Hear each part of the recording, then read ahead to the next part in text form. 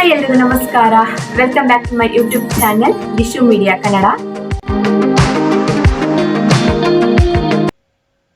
Hi, good morning. ಇವತ್ತು Monday evening ಇಂದ log ಶುರು ಮಾಡ್ತಾ ಇದ್ದೀನಿ. ಇವತ್ತಿನ ಒಂದು ದಿನದ ಲಾಗ್ ನಿಮ್ಮೆಲ್ಲರಿಗೂ ಕೂಡ ಇಷ್ಟ ಆಗುತ್ತೆ ಅಂತ ಅನ್ಕೊಂತ ಇವತ್ತಿನ ಒಂದು ವಿಡಿಯೋನ ಶುರು ಮಾಡ್ತಾ ಇದ್ದೀನಿ. ಬೆಳಗ್ಗೆನೆ ಬಂದ್ಬಿಟ್ಟು ನಾನು ಅಡುಗೆ ಮನೆ ಎಲ್ಲದನ್ನು ಕೂಡ ನೀಟಾಗಿ ಕ್ಲೀನ್ ಮಾಡ್ಕೊತಾ ಇದ್ದೀನಿ. ನಾನು ನೈಟೇ ಕ್ಲೀನ್ ಮಾಡಿರ್ತೀನಿ, ಅದು ಕೆಲವೊಂದೊಂದ್ಸಲಿ ಗಲೀಜ್ ಅಂತ ಅನ್ಸುತ್ತಲ್ವಾ, ಹಂಗಾಗಿ ಬೆಳಗ್ಗೆ ಒಂದ್ಸಲಿ ಇನ್ನೊಂದ್ಸಲ ನೀಟಾಗಿ ನಾವು ಸ್ವಲ್ಪ ಎಲ್ಲ ಒರೆಸ್ಕೊಂಡು ಗ್ಯಾಸ್ ಎಲ್ಲಾನು ಕೂಡ ಕ್ಲೀನ್ ಮಾಡ್ಕೊಂಡ್ರೆ ನೀಟಾಗಿ ಚೆನ್ನಾಗಿ ಕಾಣುತ್ತೆ. ನಮಗೆ ದೇವ್ರ ಮನೆ ಬಿಟ್ರೆ ನೆಕ್ಸ್ಟ್ ಅಡುಗೆ ಮನೆಯೇ ನಾವು ದೇವ್ರ ರೀತಿಯಾಗಿ ಕಾಣೋದು. ಹೇಗೆ ನಾವು ಪ್ರತಿದಿನನೂ ಕೂಡ ನಾವು ಅಡುಗೆ ಮನೇಲಿ ಅಡುಗೆ ಮಾಡ್ಕೊತೀವಿ. ನಮಗೆ ಅನ್ನಪೂರ್ಣೇಶ್ವರಿ ಇದ್ದಾಗೆ ಅಡುಗೆ ಮನೆ. ಹಿಂದಿನ ಕಾಲದವ್ರಂತೂ ದೇವ್ರ ಮನೆನ ಅಡುಗೆ ಮನೆನ ದೇವ್ರ ಮನೆ ರೀತಿಯಾಗಿ ಕಾಣ್ತಾ ಇದ್ರು. ಮುಖ ತೊಳೆದಲೇ ಅವ್ರ ಅಡುಗೆ ಮನೆಗೆ ಬರ್ತಾ ಇರ್ಲಿಲ್ಲ, ಮತ್ತೆ ಅರಿಶಿನ ಕುಂಕುಮ ಮತ್ತೆ ರಂಗೋಲಿ ಬಿಡಿಸ್ದಲೇ ಅವ್ರ ಅಡುಗೆ ಕಂಪ್ಲೀಟ್ ಮಾಡ್ತಾನೆ ಇರಲಿಲ್ಲ, ಸ್ಟಾರ್ಟ್ ಮಾಡ್ತಾನೆ ಇರಲಿಲ್ಲ. ಅಷ್ಟೊಂದು ದೇವರ ರೂಪದಲ್ಲಿ ಕಾಣೋರು ಅಡುಗೆ ಮನೆನ. ಹಾಗಾಗಿ ನಾವು ಸ್ವಲ್ಪ ಟೈಮ್ ಅಡುಗೆ ಮನೆಗೆ ಕೊಟ್ಟು ನೀಟಾಗಿ ಪ್ರತಿದಿನನೂ ಕ್ಲೀನ್ ಮಾಡ್ಕೊಂಡ್ರೆ ತುಂಬಾನೇ ಚೆನ್ನಾಗಿರುತ್ತೆ. ಇವಾಗ ನಾನು ಬೆಳಗ್ಗೆಗೆ ಬಂದ್ಬಿಟ್ಟು ನಾನು ಉಪ್ಪಿಟ್ಟನ್ನ ಪ್ರಿಪೇರ್ ಮಾಡ್ತಾ ಇದ್ದೀನಿ. ನೆನ್ಸಿಟ್ಕೊಂಡಿರುವಂತ ಮೊಳಕೆ ಕಾಳು, ಹೆಸರು ಕಾಳು, ಮೊಳಕೆ ಕಾಳನ್ನ ಎತ್ತಿಟ್ಕೊಂಡಿದ್ದೀನಿ ನಾನು. ಹಾಗೇನೆ ಬಟಾಣಿ ತಗೊಂಡಿದ್ದೀನಿ. ಬಟಾಣಿನ ಬಂದ್ಬಿಟ್ಟು ನಾವು ನೈಟೇ ನೆನೆ ಹಾಕಿ ಇಟ್ಕೊಂಡಿರೋದು. ಹಾಗೆ ಸ್ವಲ್ಪ ಕ್ಯಾರೆಟು ಕೂಡ ಇತ್ತು, ಹಾಗೆ ಕ್ಯಾರೆಟು ಕೂಡ ಸೇರಿಸ್ಕೊತಾ ಇದ್ದೀನಿ. ಇವಾಗ ಫಸ್ಟಿಗೆ ನಾನು ಒಂದು ಬಾಣಲಿಗೆ ಸ್ವಲ್ಪ ಎಣ್ಣೆ, ಸಾಸಿವೆ, ಹಾಗೆ ಉದ್ದಿನ ಬೇಳೆ, ಹಾಗೆ ಕಡಲೆಬೇಳೆನ ಸೇರಿಸ್ಕೊತಾ ಇದ್ದೀನಿ. ಈ ರೀತಿಯಾಗಿ ಮೊಳಕೆ ಕಟ್ಟಿರುವಂತಹ ಕಾಳಲ್ಲಿ ನಾವು ಉಪ್ಪಿಟ್ಟನ್ನು ಮಾಡಿಕೊಂಡ್ರೆ ತುಂಬಾನೇ ಚೆನ್ನಾಗಿರುತ್ತೆ. ಒಂದ್ಸಲ ಟ್ರೈ ಮಾಡಿ. ಇದಕ್ಕೆ ನಾನು ಒಂದು ಈರುಳ್ಳಿ, ಹಾಗೆ ಟೊಮೊಟೊ, ಹಾಗೆ ಹಸಿರು ಮೆಣಸಿನಕಾಯಿ, ಹಾಗೆ ಸ್ವಲ್ಪ ಕರಿಬೇವನ್ನ ಸೇರಿಸ್ಕೊತಾ ಇದ್ದೀನಿ. ನಾವು ನೈಟೇ ಬೇಕಾದ್ರೆ ತರಕಾರಿನೂ ಕೂಡ ಕಟ್ ಮಾಡಿ ಇಟ್ಕೊಬಹುದು, ಅದೇನು ಹಾಳಾಗೋದಿಲ್ಲ. ನಾವು ಹಾಗೆ ಒಂದು ಸ್ಟೀಲ್ ಬಾಕ್ಸಲ್ಲಿ ತರಕಾರಿಗಳನ್ನೆಲ್ಲ ಕಟ್ ಮಾಡಿ ಇಟ್ಕೊಂಡ್ರೆ ಫ್ರೆಶ್ ಆಗೇ ಇರುತ್ತೆ. ಇಲ್ಲಾಂದ್ರೆ ಫ್ರಿಜ್ ಇದ್ರೆ ಫ್ರಿಜ್ಜಲ್ಲಾದರೂ ಕೂಡ ನಾವು ಎತ್ತಿಟ್ಕೊಬಹುದು. ಹಸಿ ಅಂದರೆ ನೆನೆಸಿದ್ದೀನಲ್ಲ ಬಟಾಣಿ ಕಾಳು, ಬೇಗ ಬೇಯುತ್ತೆ. ಇನ್ನು ಮೊಳಕೆ ಬಂದಿರುವಂಥ ಹೆಸರು ಕಾಳಂತೂ ಬೇಗನೆ ಬೆಂದೋಗುತ್ತೆ. ಹಾಗಾಗಿ ಇದನ್ನೇನು ಕುಕ್ಕರಲ್ಲಿ ವಿಜಲ್ ಹಾಕಿಸ್ಕೊಂಡೇನು ಹಾಕೊಂತಲ್ಲ, ಹಾಗೆಯೇ ಡೈರೆಕ್ಟಾಗಿ ಹಾಕೊತಾ ಇದ್ದೀನಿ. ಇದನ್ನ ಸೇರಿಸ್ಕೊಂಡು ಚೆನ್ನಾಗಿ ಮಿಕ್ಸ್ ಮಾಡಿಕೊಂಡು ಇದಕ್ಕೆ ನಾನು ಉಪ್ಪಿಟ್ಟು ಎಷ್ಟು ಮಾಡ್ಕೊತಾ ಇದ್ದೀನಿ ಅಷ್ಟು ನೀರನ್ನ ಸೇರಿಸ್ಕೊತಾ ಇದ್ದೀನಿ. ಅರಿಶಿನ ಸೇರಿಸ್ಕೊಳ್ಳೋದ್ರಿಂದ ಕಲರು ಕೂಡ ತುಂಬಾ ಚೆನ್ನಾಗಿರುತ್ತೆ, ಮತ್ತೆ ಟೇಸ್ಟ್ ಕೂಡ ತುಂಬಾನೇ ಚೆನ್ನಾಗಿರುತ್ತೆ. ಹಾಗೆ ಇದಕ್ಕೆ ರುಚಿಗೆ ತಕ್ಕಷ್ಟು ಉಪ್ಪನ್ನ ಸೇರಿಸ್ಕೊತಾ ಇದ್ದೀನಿ. ಅದು ಕುದಿ ಬರೋಷ್ಟರೊಳಗೆ ನಾನು ಇನ್ನೊಂದು ಕಡೆ ಬಂದ್ಬಿಟ್ಟು ನನ್ನ ಮಗಳಿಗೆ ರೊಟ್ಟಿ ರೆಡಿ ಮಾಡ್ತಾ ಇದ್ದೀನಿ. ಏನಕ್ಕಂತ ಹೇಳಿದ್ರೆ ಅವಳು ಅಷ್ಟೊಂದು ಉಪ್ಪಿಟ್ಟೇನು ಇಷ್ಟಪಟ್ಟು ತಿನ್ನೋದಿಲ್ಲ. ಹಂಗಾಗಿ ರೊಟ್ಟಿ ಮಾಡ್ಕೊಳ್ಳೋಣ, ರವೆ ರೊಟ್ಟಿನ ಅಂತ ಹೇಳಿ ರೊಟ್ಟಿ ಮಾಡ್ತಾ ಇದ್ದೀನಿ. ಅವಳು ಬರೀ ಒಂದು 2 ತುತ್ತು 3 ತುತ್ತು ತಿಂತಾಳ ಅಷ್ಟೇನೆ. ಅದು ನಮಗೆ ತಿಂದಿದ್ದು ತಿಂತಂಗ ಅನ್ಸಲ್ಲ. ನಾವು ಅವಳು ಹೊಟ್ಟೆ ತುಂಬ ತಿಂದಿರೆ ನಮಗೆ ಹೊಟ್ಟೆ ತುಂಬ ತಿನ್ನಕ್ಕೆ ಇದಾಗುತ್ತೆ. ಹಂಗಾಗಿ ಅಟ್ಲೀಸ್ಟ್ ರೊಟ್ಟಿನಾದ್ರು ಸ್ವಲ್ಪ ತಿಂತಾಳಲ್ಲ ಅಂತ ಹೇಳ್ಬಿಟ್ಟು ರೊಟ್ಟಿಗೆ ಪ್ರಿಪೇರ್ ಮಾಡ್ತಾ ಇದ್ದೀನಿ. ನಾನು ಒಂದು 6 ತಿಂಗಳು ಹಿಂದೆ ಅಂತೂ ನಾನು ಕ್ಯಾರೆಟ್ ಇಲ್ದಲೆ ನನ್ನ ಮಗಳು ಊಟ ಕಂಪ್ಲೀಟ್ ಮಾಡ್ತಾನೆ ಇರಲಿಲ್ಲ.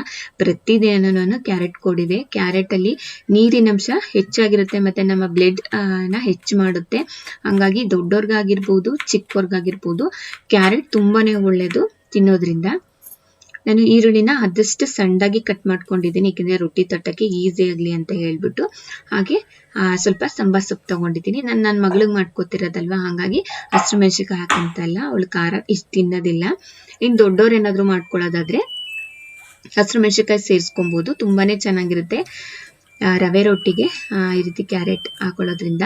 ಇದಕ್ಕೆ ಇದ್ರೆ ಬೀಟ್ರೂಟು ಕೂಡ ಹಾಕೊಬಹುದು, ಬೀಟ್ರೂಟು ಕೂಡ ತುಂಬಾನೇ ಚೆನ್ನಾಗಿರುತ್ತೆ. ಇಲ್ಲಿ ಮನೇಲಿ ಖಾಲಿಯಾಗಿತ್ತು, ಹಾಗಾಗಿ ನಾನು ಕ್ಯಾರೆಟ್ ಒಂದನ್ನೇ ಸೇರಿಸ್ಕೊತಾ ಇದ್ದೀನಿ. ಇದಕ್ಕೆ ಸ್ವಲ್ಪ ನೀರನ್ನ ಹಾಕಿ ಸ್ವಲ್ಪ ಉಪ್ಪನ್ನ ಹಾಕೊಂಡು ಚೆನ್ನಾಗಿ ಇದನ್ನ ಕಲಿಸ್ಕೊಂಡು ಎತ್ತಿಟ್ಕೊತಾ ಇದ್ದೀನಿ. ನನ್ನ ಮಗಳು ಇನ್ನೂ ಎದ್ದು ಬಂದಿಲ್ಲ, ಅವಳು ಎದ್ದು ಬರೋಷ್ಟೊಳಗೆ ರವೆನೂ ಕೂಡ ಚೆನ್ನಾಗಿ ಅರಳ್ಕೊಂಡಿರುತ್ತೆ ಅಂತ ಹೇಳ್ಬಿಟ್ಟು. ಈಗ ಇನ್ನೊಂದು ಕಡೆ ಬಂದ್ಬಿಟ್ಟು ಉಪ್ಪಿಟ್ಟಿಗೆ ನೀರು ಕೂಡ ಕುದೀತಾ ಇತ್ತು, ತರಕಾರಿನೂ ಕೂಡ ಚೆನ್ನಾಗಿ ಬೆಂದಿತ್ತು, ಕಾಳೆಲ್ಲ. ಹಂಗಾಗಿ ಇದಕ್ಕೆ ಸ್ವಲ್ಪ ಸ್ವಲ್ಪನೇ ರವೆನ ಹಾಕೊಂಡು ಚೆನ್ನಾಗಿ ಗಂಟು ಆಗದವ್ರ ರೀತಿಗೆ ಮಿಕ್ಸ್ ಮಾಡ್ಕೊತಾ ಇದ್ದೀನಿ. ಸರಿ, ತುಂಬಾನೇ ಚೆನ್ನಾಗಿ ಬಂತು. ಈ ರೀತಿಗೆ ಒಂದ್ಸಲ ಮಾಡ್ಕೊಬಹುದು. ಇದಕ್ಕೆ ಕೊನೆಯದಾಗಿ ಬಂದ್ಬಿಟ್ಟು ನಾನು ಸ್ವಲ್ಪ ಸಾಂಬಾರ್ ಸೊಪ್ಪನ್ನ ಉದುರಿಸ್ಕೊತಾ ಇದ್ದೀನಿ. ಬೇಗನೆ ಮಾಡ್ಕೊಬಹುದು. ಲಂಚ್ ಬಾಕ್ಸ್ಗೆಲ್ಲ ಮಕ್ಕಳಿಗೆ ಈ ರೀತಿಯಾಗಿ ಪ್ರಿಪೇರ್ ಮಾಡಿ ಕೊಡ್ಬಹುದು. ತುಂಬಾನೇ ಚೆನ್ನಾಗಿರುತ್ತೆ. ಹಾಗೆ ನನ್ನ ಮಗಳು ಎದ್ದು ಬಂದಾಯ್ತು. ಅದಕ್ಕೆ ಇವಾಗ ನಾನು ನನ್ನ ಮಗಳಿಗೆ ಅಂತ ಹೇಳ್ಬಿಟ್ಟು ರೊಟ್ಟಿ ಮಾಡ್ತಾ ಇದ್ದೀನಿ. ರೊಟ್ಟಿ ತವ ಚೆನ್ನಾಗಿ ಕಾಯೋದಕ್ಕೆ ಅಂತ ಇಟ್ಕೊಂಡಿದ್ದೆ. ಇದ್ರ ಮೇಲೆ ಸ್ವಲ್ಪ ಎಣ್ಣೆನ ಹಚ್ಕೊತಾ ಇದ್ದೀನಿ. ನಾನು ಹಾಗೇನೆ ಅರ್ಲೆ ಮೇಲೆನೆ ರೊಟ್ಟಿ ತೊಟ್ಕೊಂತೀನಿ. ಹಾಗಾಗಿ ಚೆನ್ನಾಗಿ ನೀಟಾಗಿ ಎಣ್ಣೆ ಹಚ್ಕೊತಾ ಇದ್ದೀನಿ. ಎಣ್ಣೆ ಹಚ್ಕೊಳ್ಳಿಲ್ಲ ಅಂದ್ರೆ ರೊಟ್ಟಿ ಬರೋದಿಲ್ಲ. ನಾವು ಒಂದು ಪೇಪರ್ ಮೇಲಾದ್ರೂ ಕೂಡ ತೊಟ್ಕೊಬಹುದು. ಆ ರೀತಿಯಾಗಿ ತೊಟ್ಕೊಂಡ್ರೆ ಏನು ಅನ್ಸಲ್ಲ. ಅದೇ ನಾನು ಡೈರೆಕ್ಟಾಗಿ ತವ ಮೇಲೆ ತೊಟ್ಕೊಳ್ಳೋದ್ರಿಂದ ಚೆನ್ನಾಗಿ ಎಣ್ಣೆನ ಹಚ್ಕೊಂಡು ತಟ್ಕೊಂಡ್ರೆ ಚೆನ್ನಾಗಿ ಎದ್ದೇಳುತ್ತೆ ರೊಟ್ಟಿ. ಈಗ ಸ್ವಲ್ಪ ನೀರು ಕೈ ಮಾಡಿಕೊಂಡು ರೊಟ್ಟಿನ ತೊಟ್ಕೊತಾ ಇದ್ದೀನಿ. ಚೆನ್ನಾಗಿ ದೊಡ್ಡದಾಗಿ ಮಾಡ್ಕೊಬಹುದು. ಮತ್ತೆ ನಮಗೆ ಬಿಸಿನೂ ಕೂಡ ನಮ್ಮ ಕೈಗೆ ತಾಗಲ್ಲ ನೀರನ್ನ ಹೆಚ್ಕೊಂಡು ರೊಟ್ಟಿನ ಮಾಡ್ಕೊಳ್ಳೋದ್ರಿಂದ. ನನಗೆ ರೊಟ್ಟಿ ಮಾಡ್ಕೊಳ್ಳೋದಾದ್ರೆ ನಾನು ಸ್ವಲ್ಪ ಕ್ರಿಸ್ಪಿಯಾಗಿ ಮಾಡ್ಕೊತೀನಿ. ನನಗೆ ತುಂಬಾನೇ ಇಷ್ಟ ಕ್ರಿಸ್ಪಿಯಾಗಿ ಮಾಡ್ಕೊಳ್ಳೋಕ್ಕೆ. ಅದೇ ನನ್ನ ಮಗಳಿಗೆ ಮಾಡೋದಕ್ಕೆ ಮಾಡ್ಕೊಳ್ಳೋದಾದ್ರೆ ಸ್ವಲ್ಪ ಸಾಫ್ಟಾಗಿ ಮಾಡ್ತೀನಿ. ಅವಳು ಅಷ್ಟು ಕ್ರಿಸ್ಪಿಯಾಗಿರೋದನ್ನ ತಿನ್ನೋದಿಲ್ಲ. ತುಂಬಾನೇ ಚೆನ್ನಾಗಿರುತ್ತೆ. ಈ ರೀತಿಯಾಗಿ ಒಂದ್ಸಲಿ ಮಾಡ್ಕೋಬಹುದು. ನಾ ಈಗ ತಿಂಡಿ ನನ್ನ ಮಗಳಿಗೆ ತಿನ್ನಿಸ್ಬಿಟ್ಟು ನಾನು ತಿಂಡಿನ ಮುಗಿಸ್ಕೊಂಡೆ. ಆಗಲೇ ಟೈಮ್ 10 ಕಾಲ ಆಗಿತ್ತು. ಹಾಗೆ ಇವತ್ತು ಕ್ರಿಸ್ಮಸ್ ಇದ್ದಿದ್ರಿಂದ ಸಂಜೆ ನಾನು ನಮ್ಮ ಯಜಮಾನ್ರಿಗೆ ಹೇಳಿ ಹೋಗೋಣ ಚರ್ಚ್ ಹತ್ರಕ್ಕೆ ನೋಡ್ಕೊಂಬಿಟ್ಟು ಬರೋಣ ಅಂತ ಹೇಳ್ಬಿಟ್ಟು ಹೊರಟಿದ್ವಿ. ನನ್ನ ಮಗಳು ತುಂಬಾನೇ ಆಸೆ ಪಡ್ತಿತ್ತು. ಬೆಳಗ್ಗೆಯಿಂದನೂ ಇವತ್ತು ಕ್ರಿಸ್ಮಸ್ ಅಂತ ಹೇಳಿ ತುಂಬಾನೇ ಆಸೆ ಪಡ್ತಿತ್ತು. ಹಾಗಾಗಿ ಅವಳು ಕೂಡ ನೋಡ್ಲಿ ಅಂತ ಹೇಳ್ಬಿಟ್ಟು ಇದು ಬಂದ್ಬಿಟ್ಟು NR ಸರ್ಕಲ್ ಅಲ್ಲಿ ಇರುವಂತ ಚರ್ಚ್ ಇದು. ನನ್ನ ಮಗಳು ಟಿವಿಲಿ ಒಂದು ವಾರದಿಂದನೂ ಕ್ರಿಸ್ಮಸ್ ವಿಡಿಯೋಸ್ನೇ ನೋಡ್ತಾ ಇತ್ತು.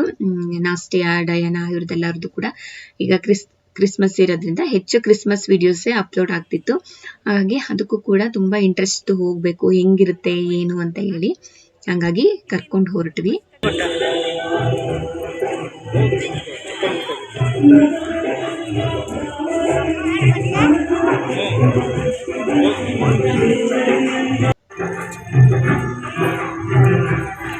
ತುಂಬಾನೇ ಚೆನ್ನಾಗಿತ್ತು. ನಾನು 3 ವರ್ಷದ ಹಿಂದೆನೂ ಕೂಡ ಬಂದಿದ್ದೆ, ಇದೇ ಚರ್ಚಿಗೆ ಬಂದಿದ್ದೆ. ಆಗ ನನ್ನ ಮಗಳು ನಾನು ಪ್ರೆಗ್ನೆಂಟ್ ಇದ್ದೆ, 6 ತಿಂಗಳು ಇತ್ತೇನೋ ಅವಾಗ ನನಗೆ. ಇದಾದ್ಮೇಲೆ ಈ ಸಲನೇ ಬರ್ತಾ ಇರೋದು ನನ್ನ ಮಗಳು ಕರ್ಕೊಂಡು. ತುಂಬಾನೇ ಚೆನ್ನಾಗಿ ಅಲಂಕಾರಗಳ ಲೈಟಿಂಗ್ಸ್ ಎಲ್ಲದು ಕೂಡ ತುಂಬಾನೇ ಚೆನ್ನಾಗಿ ಮಾಡಿದ್ರು. ಬೆಳಗ್ಗೆನೆ ಪ್ರಾರ್ಥನೆ ಮುಗಿಸ್ಕೊಂಡು ಹೋಗಿರ್ತಾರೆ. ಇವಾಗ ಬಂದವರು ಪ್ರಾರ್ಥನೆ ಮಾಡ್ಕೊಂಡು ಹೋಗ್ಬೋದು. ಇಲ್ಲಾಂದ್ರೆ ತುಂಬಾ ಜನ ಫೋಟೋಸ್ ಮತ್ತೆ ಇದು ನೋಡಕ್ಕೆ ಒಂದು ಥೀಮ್ ಇಟ್ಕೊಂಡು ಮಾಡಿರ್ತಾರಲ್ಲ ಯೇಸು ಬಗ್ಗೆ, ಅದನ್ನ ನೋಡಕ್ಕೆ ಅಂತಾನೆ ತುಂಬಾ ಜನ ಬರ್ತಾರೆ. ತುಂಬಾನೇ ಚೆನ್ನಾಗಿ ಮಾಡಿದ್ರು ಈ ಸಲ.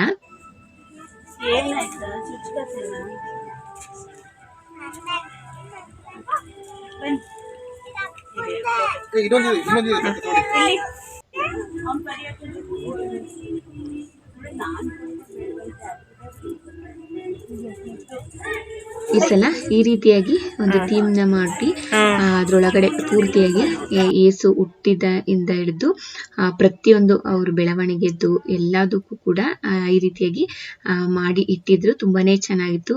ನಾವು ಕೆಲವೊಂದೊಂದ್ ಕಡೆ ಫೋಟೋಸ್ ಮತ್ತೆ ವಿಡಿಯೋಸ್ ಎಲ್ಲದನ್ನು ಕೂಡ ತೆಕ್ಕೊಂತಾ ಇದ್ವಿ.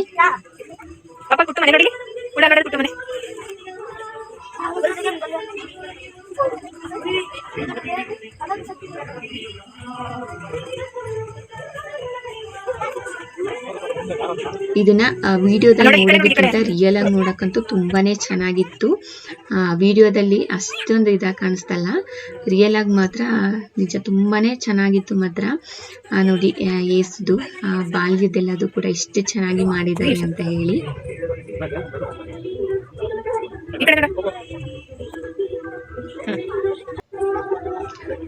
ನನ್ನ ಮಗಳು ಫೋಟೋ ತೆಗೆಸ್ಕೊಳ್ಳುವಾಗ ಅಷ್ಟೇ ಕೆಳಗಡೆ ನಿಂತ್ಕೊಂತಾ ಇದ್ದಿದ್ದು. ಇಲ್ಲ ಅಂತ ಹೇಳಿದ್ರೆ ನನ್ನ ಮಗಳು ಒಂದು ಸ್ವಲ್ಪ ದೂರನೂ ಕೂಡ ನಡೆಯಲ್ಲ. ಅದೊಂದು ಸ್ವಲ್ಪ ನಮಗೆ ಹಿಂಸೆ ಅಂತ ಅನ್ಸುತ್ತೆ. ಅವ್ರು ಎತ್ಕೊಬೇಕು ಇಲ್ಲಾಂದ್ರೆ ನಾನು ಎತ್ಕೊಬೇಕು. ಸ್ವಲ್ಪ ದೂರ ನಡಿ ಅಂತ ಹೇಳಿದ್ರು, ನಡೀತಾ ಇರ್ಲಿಲ್ಲ. ಅಟ್ಲೀಸ್ಟ್ ಫೋಟೋ ತೆಗೆಸ್ಕೊಳಕ್ಕೆ ಕೆಳಿ ಅಂತಂದ್ರು ಅದು ಇಳಿತಾ ಇರ್ಲಿಲ್ಲ. ಕೆಳಿಸ್ತಾ ಇದ್ದಾರೆ ಅಂತ ಹೇಳ್ಬಿಟ್ಟು ನಾನು ತುಂಬಾ ಹಿಂಸೆ ಮಾಡಿ ಈ ತರ ಕೆಳಗಡೆ ಇಳಿಸಿ ಒಂದೊಂದು ಕಡೆ ಫೋಟೋಸ್ ಇರ್ಲಿ ಅಂತ ಹೇಳ್ಬಿಟ್ಟು ನೆನಪಿಗೋಸ್ಕರ ಹಾಗೆ ಇನ್ನು ಅಲ್ಲೆಲ್ಲ ಮುಗಿಸ್ಕೊಂಡು ಚರ್ಚ್ ಒಳಗಡೆ ಹೋದ್ವಿ. ಚರ್ಚ್ ಒಳಗಡೆ ನಾನಿದೆ ಫಸ್ಟ್ ಟೈಮ್ ಬರ್ತಿರೋದು. ಅವಾಗ ಬಂದಿದ್ದು ಇನ್ನೂ ನನಗೆ ಗೊತ್ತಿಲ್ಲ, ನಾನು ಮರ್ತೋಗಿದೆ. ಚರ್ಚ್ ಒಳಗಡೆ ಚೆನ್ನಾಗಿತ್ತು. ಅಂದರೆ ಹೆಚ್ಚೇನು ಜನ ಇರಲಿಲ್ಲ. ಅಂದರೆ ಬಂದು ಪ್ರಾರ್ಥನೆ ಮಾಡ್ಕೊಂಡು ಹೋಗ್ತಾ ಇದ್ರು. ಇನ್ನು ಮಾಮೂಲಿಯಾಗಿ ಕೆಲವರು ಕೂಡ ಬಂದು ಫೋಟೋಸ್ ವಿಡಿಯೋಸ್ ಎಲ್ಲ ಅದು ಕೂಡ ತಗೊಳಕ್ಕೆ ಬಂದಿದ್ರು. ಅವರೆಲ್ಲ ಬಂದು ನೋಡ್ಕೊಂಡು ಹೋಗ್ತಾ ಇದ್ರು. ಹಾಗೆ ನಾವು ಕೂಡ ಇಲ್ಲಿ ಒಳಗಡೆನೂ ಕೂಡ ಎಲ್ಲದನ್ನು ಕೂಡ ನನ್ನ ಮಗಳು ತೋರಿಸಿ ಇಲ್ಲೂ ಕೂಡ ಕೆಲವೊಂದೊಂದು ಫೋಟೋಸ್ ಮತ್ತು ವಿಡಿಯೋಸ್ನ ಮಾಡ್ಕೊತಾ ಇದ್ವಿ.